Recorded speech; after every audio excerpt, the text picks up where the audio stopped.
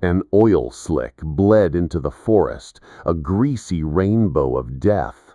Each severed tree trunk was an open wound, weeping sap onto the violated earth. There was no sawdust, no tire tracks, only the pristine silence of a sanitized crime. I walked over the fallen giants as one might walk through a new cemetery, but they didn't know. They thought they had only pulled up roots. I was the one digging up the evidence. For every leaf they had torn down, I was turning over a file. They assumed I would bow my head in defeat. They forgot that a man who waits 30 years for a forest to grow is not afraid to wait for the day it demands blood. For 15 years, I had funneled my life savings into this one dream, a piece of untouched woodland. To my new neighbors, I was just David Mitchell, 42, a quiet man who kept to himself. I had never needed to advertise what I did for a living. Within 10 minutes of my moving in, a kind neighbor, Frank, had warned me about Margaret Sullivan, the 38-year-old HOA president who wielded her landscaping authority like a queen's scepter. That morning, standing amidst the ruins of my personal sanctuary, I understood. Margaret had no idea who she had just provoked or how ruinous her proactive beautification would become. That evening, I crossed the street and knocked. Margaret answered with a self-satisfied smile, her hands clasped as if she were about to receive an award. "Oh, Mr. Mitchell, the new owner. I imagine you're thrilled. We took the liberty of cleaning up that messy, overgrown patch. It was a real drag on the neighborhood's property values." Her tone was so saccharine it could give you a toothache. I kept my voice level. "I appreciate the thought, Mrs. Sullivan. I'm just curious who authorized the removal of several dozen trees from my private property." Her smile faltered, a flicker of a glitch in the system before rebooting at maximum brightness. "Oh, honey, when you join an HOA community, certain personal preferences have to be sacrificed for the greater good. Those trees were an eyesore, frankly, and they blocked the sun for the Petersons' prize-winning roses." She vanished inside, returning with a blurry, photocopied document. "Here are the community standards," she said, thrusting it at me. "As you can see, I have full authority to modify any landscaping that negatively impacts the neighborhood's aesthetic synergy." I scanned the smudged text, a parody of a legal document. "I see. And were there community meetings? A vote?" Her laugh was sharp like breaking glass. "Mr. Mitchell, I've been running this community for 3 years. I know what's best. My advice? Settle in and be a good neighbor. Fighting this will only create unpleasantness for you." 3 days later, the first letter arrived. The HOA accused me of displaying an uncooperative attitude and planning unauthorized future plantings. It was signed with Margaret's ostentatious, flowing signature. That afternoon, I saw Frank by the mailboxes. He glanced around nervously. "David, Margaret's been telling people you're a troublemaker, that you don't understand how civilized people live. Some folks, they're starting to believe her." The professional in me, the one I had tried to put to rest, began to stir. That night, I made a few calls to old colleagues. The familiar cold thrill of an investigation began to settle in my bones. A week later, a certified letter arrived.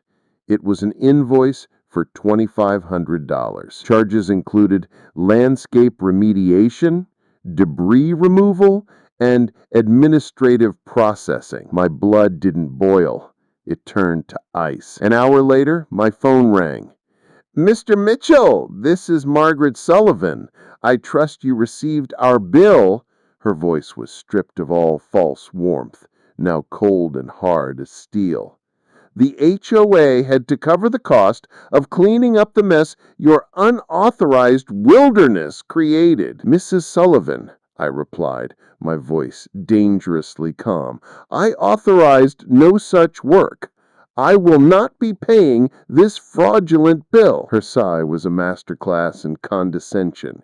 "If you don't like our rules, you're free to move, but as long as you live here, you will pay your share.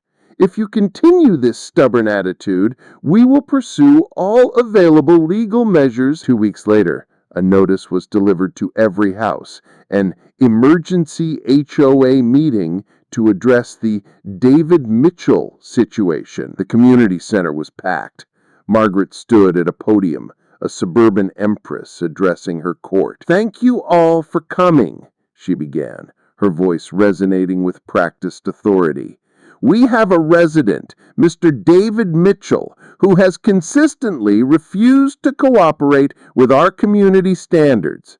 She gestured to me in the back row, casting me as the villain. "He has threatened our community, shown contempt for our rules, and created a disruptive atmosphere." She held up a thick folder. "I have documented his pattern of defiance. I am giving him one final opportunity to apologize and commit to our regulations. Specifically, you must promise never to plant trees taller than 6 feet on your property." The absurdity was breathtaking, but the room was with her. They looked at me, a stranger, and saw the problem she had created. "Apologize, Mr. Mitchell. Show this community some respect." I remained silent, letting the weight of their judgment settle. I let her feel the victory. When she saw I wouldn't speak, her face hardened. "Very well. Mr. Mitchell's silence speaks volumes. The HOA will now file lawsuits for breach of contract and disturbing the peace. We will also contact government agencies to investigate your land ownership. You have 1 week to comply, or this community will bring its full force against you." I finally stood, the scrape of my chair echoing in the tense silence. I looked directly at Margaret, and for the first time I saw a flicker of doubt in her eyes. My voice was quiet, but it cut through the room like a surgeon's scalpel. "Mrs. Sullivan," I said, "you have just made a catastrophic error in judgment." My home office became a war room. For 48 hours, I did what I do best. The first call was to the county land office. The surveys were unequivocal. The wooded area was 100% mine, falling completely outside HOA jurisdiction. The regulations Margaret had shown me were a work of fiction. The second call was to a contact at the State Environmental Protection Agency. I cross-referenced the species of trees from my own pre-purchase survey. Nearly half were protected native hardwoods. Removing them without a permit was a serious state and federal offense. But the deepest cut came from my research into Margaret herself. A few discreet inquiries, a few database searches, and a pattern began to emerge. The calls to my old colleagues weren't just for advice. They were for activating a network she couldn't possibly imagine. My name is David Mitchell, and for the past 15 years, I was a senior field inspector for the EPA, specializing in illegal land use and corporate environmental crime. I had retired to start a quiet consulting firm, but my credentials and my contacts were still very active. Those trees weren't just a scenic backdrop. They were the site of a long-term ecological research project I'd been planning for years. My allies emerged from the shadows Margaret herself had cast. Her own husband, James, whom I found working on his car, his knuckles bloodied with frustration. "She runs this place like a fiefdom," he admitted, his voice low and bitter. "She never told me the trees were on your land. She's been cooking the books for years." He agreed to provide bank statements showing Margaret had paid the tree service with HOA funds, a clear case of embezzlement. Then there was Linda Harrison, a retired court clerk living 3 doors down. For 2 years, she had been quietly documenting every one of Margaret's procedural violations, keeping meticulous records of unvoted decisions and forged signatures. "I was a clerk for 30 years, she said, her eyes sharp. "I know a fraudulent document when I see one. I've been waiting for someone with the teeth to fight her." The final piece was the tree service itself. When I contacted the owner and identified myself, his tone shifted from defensive to cooperative. He said it was an emergency clearing, paid cash for half from her personal account and the rest with a check from the Willowbrook Community Association. He confirmed she had full authority. I assembled the evidence into a comprehensive file, each document a nail for Margaret's coffin. 2 weeks later, Margaret convened her final resolution meeting. She'd brought the HOA's lawyer, a man who looked deeply uncomfortable. She stood at her podium, radiating triumph. "Tonight, we settle this," she announced. "Mr. Mitchell will either accept our authority or face the full legal consequences." She laid out her case with theatrical flair. When she finished, she turned to me. "Mr. Mitchell, your final chance. What is your decision?" I stood and walked to the front, placing my black leather briefcase on the table. The confidence on Margaret's face began to curdle. I didn't speak. I simply placed the first document on the overhead projector for all to see. It was the official county survey map.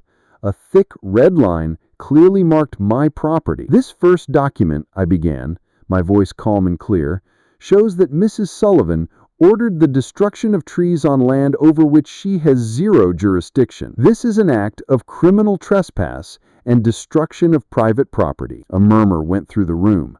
Margaret's face paled. I replaced the map with the next document.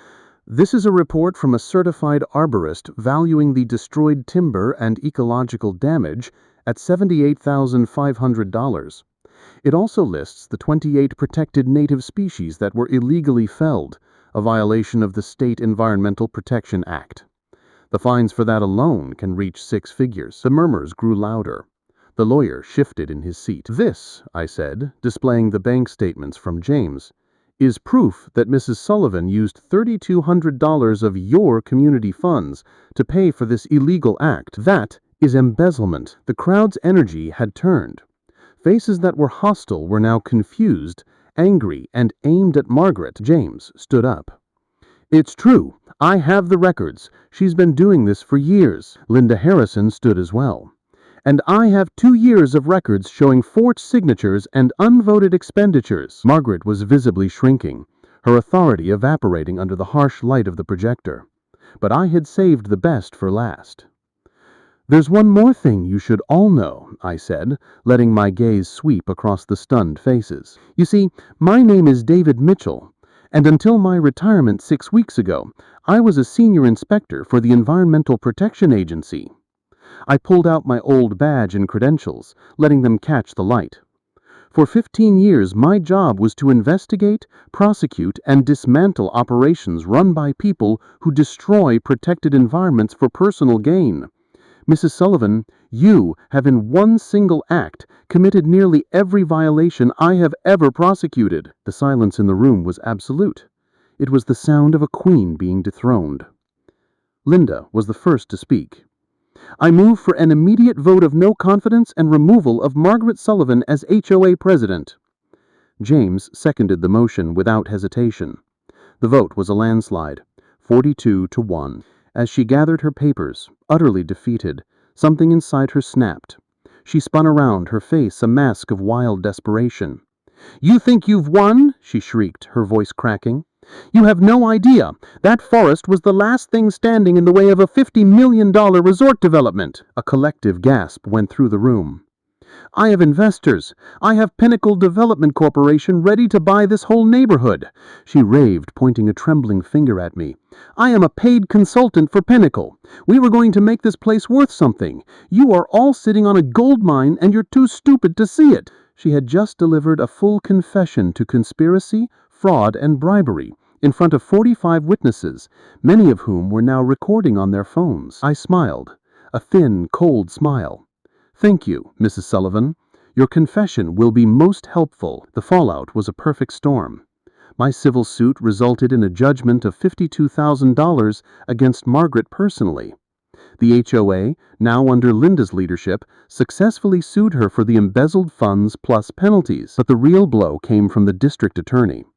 Armed with a dozen cell phone videos of her confession, they charged her with conspiracy, fraud, and bribery. The judge's ruling was a work of art.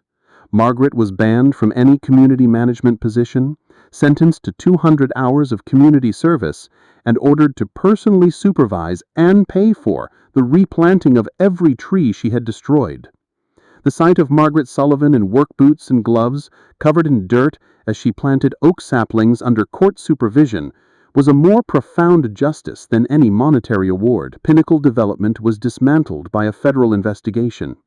Margaret and James divorced. He cooperated fully and left the community with his share of their assets. Margaret sold her house at a loss and vanished. 1 year later, I stood at the edge of a thriving young forest. Linda, now the respected and transparent HOA president, had helped organize a community gathering. Frank clapped me on the shoulder, apologizing for his silence. James, now a good friend, had designed a brilliant irrigation system for the saplings. With the settlement money, I had created something better than what was lost. A new ecosystem of diverse native species with walking paths and a small pond that now teemed with life. The centerpiece was a hand-carved sign Linda had commissioned. Mitchell's Grove, where justice grew. A young family now lived in Margaret's old house. Their twin daughters spent hours exploring the trails. As I watched them, a gentle breeze rustled the leaves of the new trees, the sound of a healing wound. The forest Margaret tried to destroy for profit had become the very heart of the community she sought to control. It was a living monument, a testament that the quietest man in the neighborhood might just be the one you should never, ever cross.